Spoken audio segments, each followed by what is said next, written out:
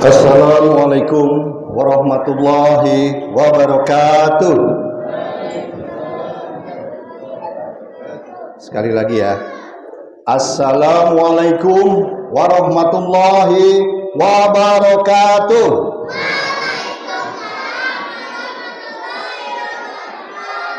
Yang jawab salam Pak Asep, dimudahkan segala urusannya. Amin. Dibuat gampang segala urusannya. Amin. Dilunaskan segala hutang-hutangnya. Amin. Paling kenceng kalau soal hutang. Dan yang paling penting buat bapak-bapaknya, dilunaskan segala BTN-nya. Itu ya. BTN mah jangan diangsur, Pak. Dicicil. Kan namanya BTN, Bank Tabungan Negara. Bayar tapi nyicil ya. Baik. Adik-adik yang dicintai Allah semuanya, yuk sebelum kita mulai kita salawat dulu yuk. Bismillahirrahmanirrahim. Salatullah salamullah ala toha rasulillah. Salatullah salamullah ala yasin habibillah. Tawassalna bismillah wa bil haji rasulillah wa kulli mujahidin lillah bi ahlil badri ya Allah. Top generasi VGP ya. Oke, assalamualaikum warahmatullahi wabarakatuh. Dan tentunya sebelum kita mulai ada sedikit pantun dari saya. Makanan burung pakai keroto. Cakep. Kalau nggak mau dikasih, kita kasih aja sama tempe. Biar kata hobi saya di kamera dan video, insya Allah tausiah saya sampai. Ya,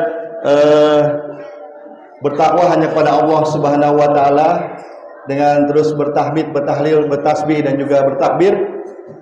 La ilaha illallah Muhammad Rasulullah. Ya ayyuhallazina amanu ittaqullaha haqqa tuqatih wa la tamutunna illa wa antum muslimun.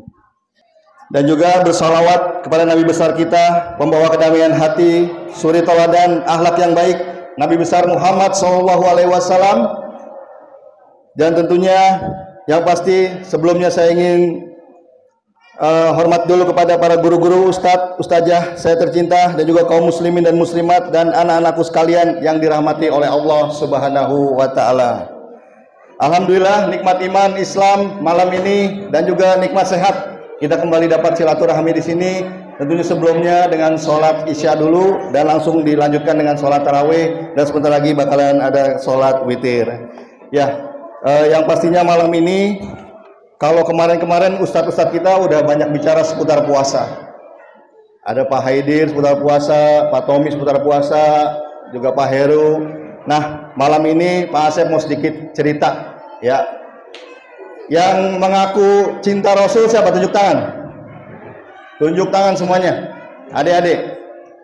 Ya, udah pasti ya. Generasi muda VGP nih harus cinta sama Rasulullah. Nah, ada seorang sahabat Rasulullah yaitu bernama Sya'ban radhiyallahu anhu yang menyesal saat sakaratul maut. Nah, mau dengar gak nih ceritanya? Mau ya? Dengerin baik-baik. Nah, Rasulullah SAW memiliki banyak sahabat dan juga kawan yang tentunya diperhatikan dan juga saling menyayangi. Salah satunya yaitu Sya'ban radhiyallahu anhu yang memiliki kebiasaan unik. Ketika dia berada di masjid, selalu mengambil posisi di sebelah pojok kanan. Nah, dalam setiap berjamaah dan juga itikaf, alasannya Sya'ban tidak ingin mengganggu atau menghalangi orang lain yang melakukan ibadah di masjid. Kebiasaan ini sudah dipahami oleh semua orang, bahkan Rasulullah sendiri. Nah, pada suatu pagi, pada saat mau dimulai sholat subuh berjamaah, Rasulullah SAW merasa heran. Tidak ditemuinya Sya'ban saat itu yang berada di posisi pojok. Kemudian Rasulullah bertanya sebelum memulai sholat subuh berjamaah, adakah mengetahui kabar Sya'ban? Kok ditunggu-tunggu belum datang juga untuk melakukan sholat berjamaah? Kemudian semua sahabatnya terdiam dan tidak mengetahui kemana keberadaan Sya'ban. Akhirnya Rasulullah pun memulai sholat subuhnya, ditakutkan apa? Telat kesiangan. Makanya dimulai tanpa kehadiran siapa? Sya'ban radhiyallahu anhu. Nah, kemudian sampai dengan sholat subuh berakhir, Rasulullah sangat khawatir terjadi sesuatu terhadap Sya'ban dan meminta diantarkan ke rumah Sya'ban. Para sahabatku, ada yang mengetahui tidak rumah Sya'ban? Ditanya sama Rasulullah. Kemudian Rasulullah, ada sahabatnya salah satunya yang mengetahui dan kemudian berjalan sama-sama ke rumah Sya'ban. Perjalanan dari masjid ke rumah Sya'ban kala itu, Masjid Nabawi pada tahun 621 Masehi dikisahkan, perjalanannya sangat jauh, hampir menempuh jarak 3 jam ke rumah Sya'ban. Bayangin, setiap hari Sya'ban mesti sholat dari rumahnya ke Masjid Nabawi 3 jam perjalanannya. Sampai akhirnya, sampai di rumah Sya'ban, Rasulullah mengetok pintu. Assalamualaikum, apa benar ini rumah Sya'ban? Kemudian dijawab oleh istrinya, Waalaikumsalam, benar ini rumah Sya'ban. Dengan belinang air mata, istri Sya'ban mengatakan, ya Rasulullah mencari Sya'ban. Benar, tadi pagi Sya'ban telah wafat, meninggal. Dan kemudian para sahabat beserta Rasulullah mengatakan, inna lillahi wa inna ilaihi raji'un. Satu-satunya penyebab Sya'ban tidak datang ke masjid adalah karena dia telah dipanggil oleh Allah Subhanahu wa taala. Ya Rasulullah, ada sesuatu yang ingin saya tanyakan. Kemudian Rasulullah bertanya, apa yang ingin Anda katakan? Bahasanya kayak gitu ya. Kita bikin mudah aja. Pada saat Sya'ban sakaratul maut, ada 3 ucapan yang diucapkannya. Yaitu dalam bahasa Arab, awush limada lamazid, itu yang pertama. Kemudian yang kedua, awush limada lajadid. Dan yang ketiga, awush limada laskus lisyai. Nah, ternyata Rasulullah pun merasa takjub dan heran. Kemudian teringat dengan surat Al-Kahf ayat 22, yaitu apa? A'udzubillahi minasyaitonirrajim. Bismillahirrahmanirrahim. Laqad kunta fi ghaflatin min hadza fakashafna 'anna gita'aka fasbahiruka yawma hadid. Allahu Akbar. Sesungguhnya kamu berada dalam keadaan lalai dari hal ini, maka kami sikapkan darimu tutup yang menutupi matamu, maka penglihatanmu pada hari itu amatlah tajam. Jadi pada saat Sya'ban radhiyallahu anhu syakaratul maut, diperlihatkan oleh Allah amal-amal ibadah yang dilakukan oleh Sya'ban. Nah, tadi yang pertama yaitu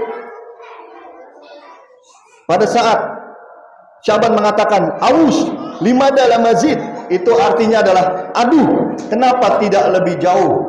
Nah, Sya'ban selalu melakukan sholat berjamaah ke masjid sehingga dia berjalan cukup jauh, padahal perjalanannya lumayan selama 3 jam. Nah, pada saat itu Allah perlihatkan surga yang indah untuk Sya'ban, dan itu pun Sya'ban masih belum merasa puas karena perjalanannya kurang jauh, padahal jarak tempuhnya 3 jam. Masya Allah. Yang kedua, ketika Sya'ban mengatakan awus limada lajadid, artinya aduh, kenapa tidak ada yang baru. Pada suatu saat Sya'ban ingin pergi sholat ke masjid, angin menerpa kencang sekali, angin dingin yang menusuk tulang. Kemudian pada saat itu juga ia memakai 2 mantel, yang mantel yang dalam yang baru, yang mantel yang 2 agak butut.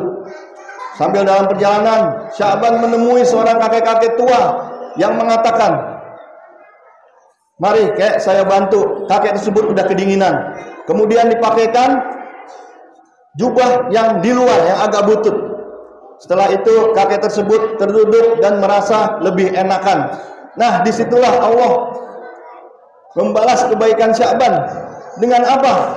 Dengan mengatakan, makanya Sya'ban kurang puas dengan mengatakan aus limada jadid. Aduh, kenapa tidak yang baru? Coba andaikan mantel yang di dalam yang baru yang dikasihkan. surga yang lebih indah lagi, maka akan didapatkan oleh Sya'ban. Yang ketiga yaitu Sya'ban mengatakan, limadalash kullu syai. Aduh, kenapa tidak semua? Nah, yang terakhir itu adalah ketika Sya'ban sedang duduk sore-sore makan roti Arab ukurannya lebih besar daripada roti Indonesia. Pas Sya'ban sedang makan roti dengan susu dicelupkan, ada seorang pengemis tua yang meminta makan kepada Sya'ban. Kemudian Sya'ban memberikannya, dipotong menjadi dua dan makan bersama, juga bersama dengan diberikannya segelas susu. Kemudian mereka makan bersama, dan disitulah Allah perlihatkan pahala Sya'ban ketika memberikan makanan kepada fakir miskin. Makanya dia mengatakan, awush lima dalais kulli syai. Aduh, kenapa tidak semua? Nah, Bapak-bapak, ibu-ibu, kaum muslimin dan muslimat VGP yang dicintai Allah, kisah di atas tadi sahabat Rasulullah Sya'ban radhiyallahu anhu yang menyesali perbuatannya karena apa? Karena sedekahnya atau selama amal hidupnya tidak dilakukan secara optimal. Nah, kaum muslimin dan muslimat yang cintai Allah, Villa Gading Permata khususnya, Bapak Ibu sekalian, sesungguhnya pada suatu saat nanti kita semua akan mati, akan menyesal, dan tentu dengan kadar yang berbeda-beda. Ayo marilah kita berlomba-lomba berfastabiqul khairat di jalan kebaikan dan juga mengumpulkan amal kebaikan untuk kita tabung di akhirat nanti. Bahkan ada yang meminta untuk ditunda kematiannya, karena pada saat itulah barulah terlihat pada saat sakaratul maut dengan jelas konsekuensi dari semua perbuatan di dunia. Dan kematian tidak dapat ditunda sesaat dan juga tidak dapat dimajukan serta tidak dapat diakhirkan. Semoga kisah ini dapat menjadi nasihat bagi saya, Al-Fakir, dan juga kita semua tentunya. Ihdinas siratal mustaqim. Rabbana atina fid dunya hasanah wa bil akhirati hasanah wa qina adzabannar. Wassalamualaikum warahmatullahi wabarakatuh.